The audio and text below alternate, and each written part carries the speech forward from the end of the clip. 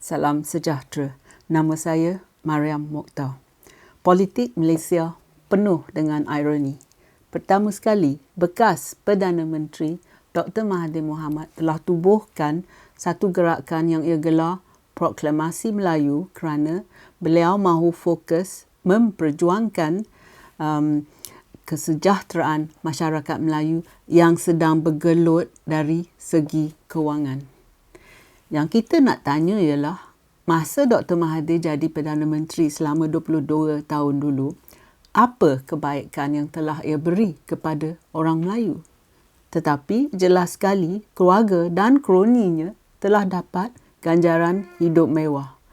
Memang betul, Dr. Mahathir telah membangunkan negara dengan industri, tetapi orang Melayu sekarang lebih pentingkan wang dan barangan material goods. Pengindustrian secepat mungkin telah menyebabkan ramai orang Melayu hilang nilai murni, sopan santun mereka, sifat baik mereka, kelemah lembutan mereka dan juga toleransi mereka.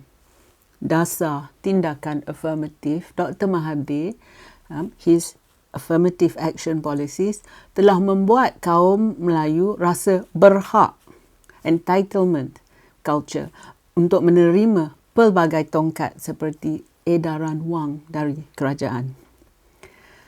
Ramai orang Melayu tidak kuasa sekarang untuk berusaha kuat kerana mereka yakin dapat bantuan kerajaan. Dan ini telah menyebabkan mereka hilang kelebihan daya saing mereka, which means they lose their competitive edge. Negara Singapura dan Malaysia lebih kurang sama rata prestasi pada zaman 50-an dan 60-an dan juga ke-70-an. Tetapi Malaysia kini telah merosot dan lebih teruk dari negara Vietnam dan Kemboja. Singapura sekarang negara maju. It's a first world nation. Dan nilai mata wang kita sekarang lebih teruk dari Thailand, Vietnam dan juga Indonesia. Ironi yang kedua ialah, masa dulu, Dr. Mahathir dan UMNO Baru dan juga Hadi Awang dan PAS, Parti PAS, bermusuhan. Sekarang ni pula kawan baik. Ironi yang ketiga, sudah 4 dekad Dr. Mahathir dan Hadi kata hanya parti mereka yang dapat mempertahankan hak Melayu dan melindung Islam. Tetapi sekarang ni, mereka ini yang pecah belahkan orang Melayu, pecah belahkan rakyat Malaysia. Dan Hadi pula mempromosikan versi Islam yang ekstremis. Jadi, apa telah terjadi pemikiran pemimpin Melayu dari gabungan sekutu yang sekarang ni menyertai dan menyokong Proklamasi Melayu Dr. Mahathir? Gerakan ini tidak akan menyelesaikan apa-apa masalah Malaysia. Dr. Mahathir masa dulu pernah berkata, Melayu mudah lupa. Adakah ahli politik gerakan ini contoh kuat orang yang kuat lupa? Antara ahli politik yang hadir pada sidang media Dr. Mahathir 2-3 hari yang lepas ialah Presiden PAS, Abdul Hadi Awang, Setiausaha Agung PAS, Taqiyuddin Hassan, Ketua Penerangan Bersatu iaitu Razali Idris, Pengerusi Muafakat Nasional Anwar Musa, Pengerusi Pejuang Mukhris Mahathir, Presiden Putra Ibrahim Ali, Ahli Parlimen Arau Syahidan Kasim, bekas Ahli Parlimen Tanjung Karang Noh Omar dan juga bekas Ahli Parlimen Ampang Zuraida Kamaruddin. Pada suatu ketika masa dulu, ramai dari mereka sering mengkritik Dr. Mahathir dan dia juga tidak puas hati dengan mereka. Tetapi sekarang ni mereka telah ketepikan perbezaan mereka untuk bekerjasama. Jadi, adakah ini langkah terdesak, a desperate move, atau gerakan taktikal ahli-ahli politik gerakan ini kerana tak lama lagi 6 negeri akan adakan pilihan raya negeri. Banyak isu yang dihadapi negara ini bermula atau telah bermula pada tempoh pertama Dr. Mahathir menjadi Perdana Menteri. iaitu daripada 1981 ke 2003. Beliau juga berkhidmat untuk penggal kedua selama 22 bulan di bawah gabungan Pakatan Harapan. Ramai antara kita rasa tertipu. Kami telah salah sangka yang Dr. Mahathir ni mengakui kesilapannya dan bersedia untuk membetulkan banyak dasar diskriminasinya. Tapi kami telah buat silap dan mungkin kami juga agak bodoh. Selama ini Dr. Mahathir hanya mahu sokongan orang Melayu supaya dia, kuncu-kuncunya, anak beranak dan juga kroni-kroninya akan kekal hidup mewah. Dia tak kisah langsung keadaan sebenarnya orang Melayu ke, orang Cina ke, orang India ke, ataupun orang asli atau orang asal. Dia idamkan kuasa. Baru-baru ni, selepas ia berdamping dengan Hadi Awang, Dr. Mahathir lebih berani mengkritik Raja-Raja Melayu. Kedua mereka tak hormat Raja-Raja Melayu. Jadi, janganlah nak percaya yang mereka ni sayang sangat bangsa Melayu. Mereka cuma guna bangsa Melayu untuk mendapat kuasa.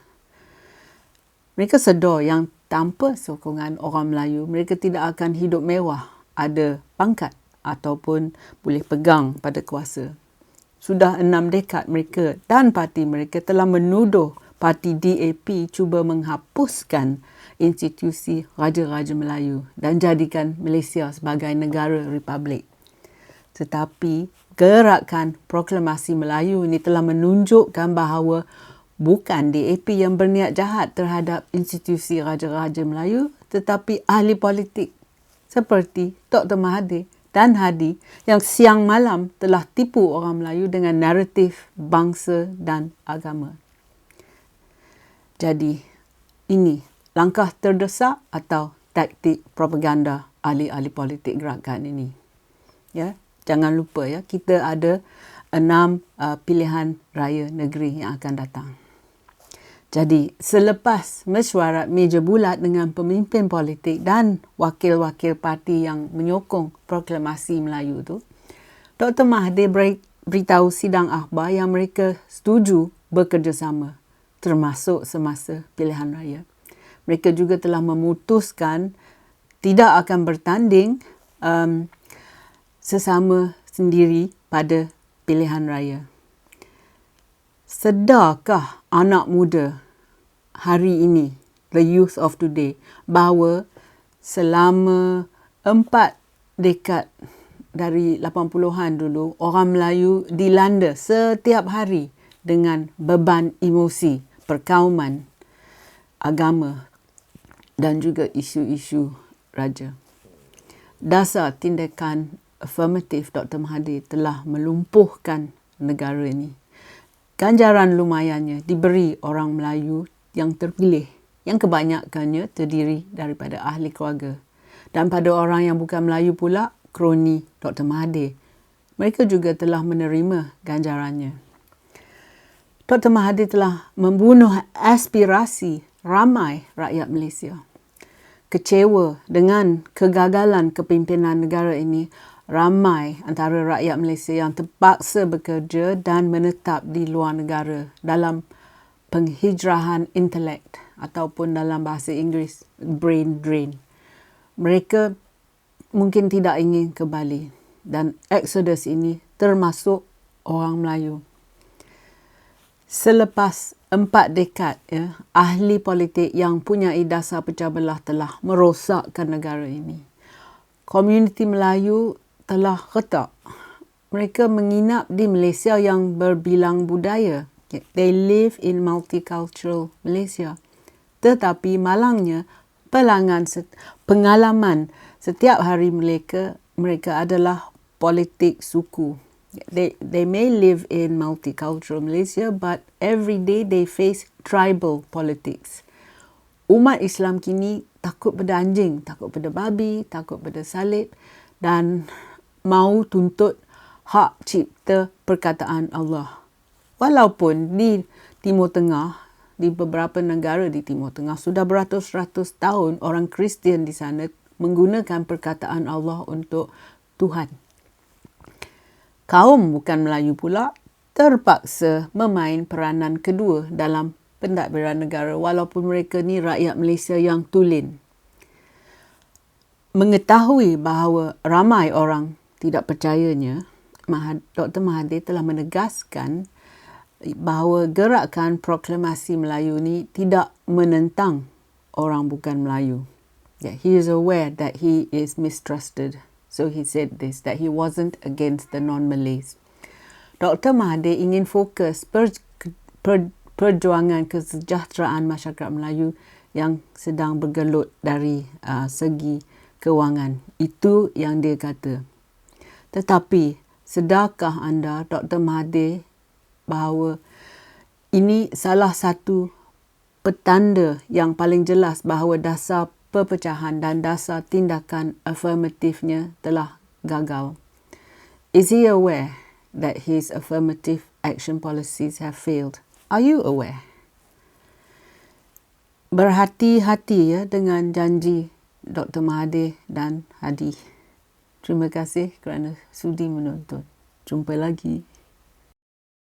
Kalau anda suka video saya, sila tekan like dan subscribe pada channel YouTube saya. Pertimbangkan menyertai laman Patreon saya. Terima kasih.